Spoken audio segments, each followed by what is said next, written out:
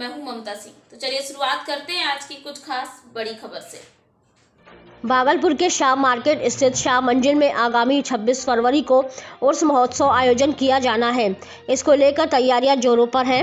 عرس مہوتسو کو لے کر دور دراز سے اسلامک دھرم گروؤں کا آگمن ہو چکا ہے۔ وہیں کاریہ کو لے کر سید شاہ فخر عالم حسن سجادہ نشین نے پریس کانفرنس کر جانکاری دی۔ انہوں نے کہا کہ پرتیک ورش کی طرح عرس مہوتسو منایا جانا ہے، جس میں اسلامک دھرم گرو مولانا سید سلمان ندوی حسینی لوگوں سے روبرو ہوں گے۔ وہیں مولانا سید سلمان نے کہا کہ عرس مہوتسو کے اپلکش میں لوگوں کو انسانیت کا پاٹھ پڑھانا ہی ان کے لیے مکھیہ ادیشیہ ہوگا۔ اسی کو لے کر کہا کہ دیش میں دھرم اور جاتی کے نام پر ہنسا بڑھتی جا رہی ہے اور آج کل یوا پیڑھی جاتیہ انماد کے رنگ میں ڈھلتی جا رہی ہے، جس سے نجات پانے کو لے کر دیش کے وبھن علاقوں میں اس طرح کے کاریہ کا آیوجن کیا جانا ہے۔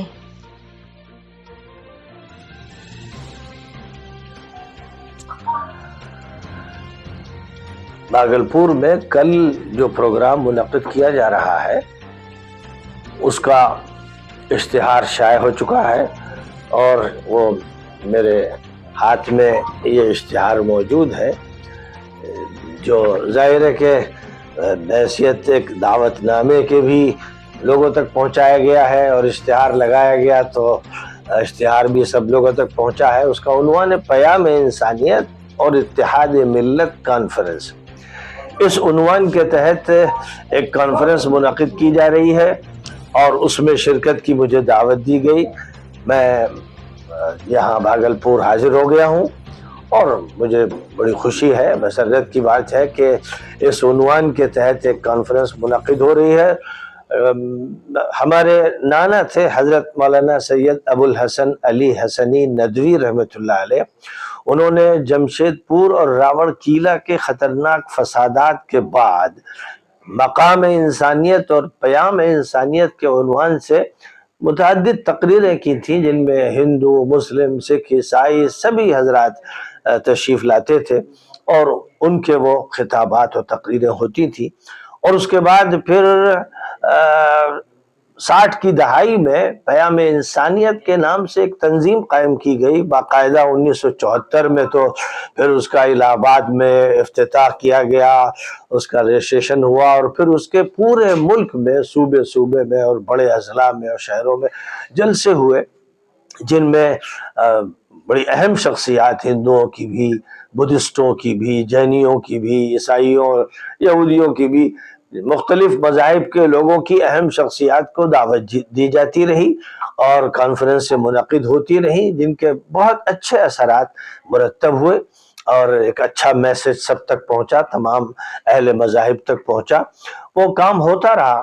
ادھر 2018 میں ہیومینٹی ویلفیئر بورڈ کے نام سے ایک ادارہ میں نے بھی قائم کیا، جس کا مقصد یہ تھا کہ ایک طرف تو مختلف مذاہب کے لوگوں کو ایک دوسرے کے قریب لایا جائے اور اسی کے ساتھ ساتھ جو مسلمانوں کی ذمہ داریاں ادا کرنا ہے ان کو خاص طور پر ایک طرف تعلیم کی طرف توجہ دینا ہے، اپنی معاشی ترقی کی طرف بھی توجہ دینا ہے، اور ساتھ ساتھ یہ کہ آپس میں ان کے اندر اتحاد ہونا چاہیے۔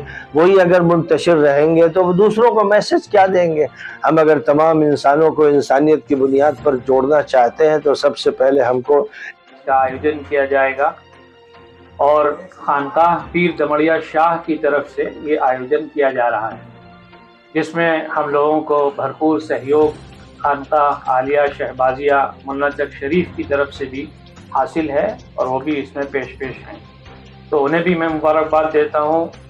اور اس کانفرنس کے ذریعے سے ہم یہ پیغام دینا چاہتے ہیں کہ جو نفرت کا ماحول اور ایک نفرت کا زہر ملک بھر میں پھیلا ہوا ہے، دنیا بھر میں پھیلا ہوا ہے، اور اس کے جو نقصانات ہیں کہ انسانی زندگیاں تباہ ہو رہی ہیں، جو ایک فیملی کی طرح صدیوں سے ہندوستان میں سارے مذاہب کے ماننے والے ایک ساتھ رہتے چلے آ رہے تھے، ان کے درمیان دراریں پیدا ہوتی جا رہی ہیں، ان کو کیسے ختم کیا جائے اور محبت کا، سدبھاونا کا، آشتی کا، پریم کا ماحول کیسے قائم ہو، یہ اس کا اہم ادیش ہوگا۔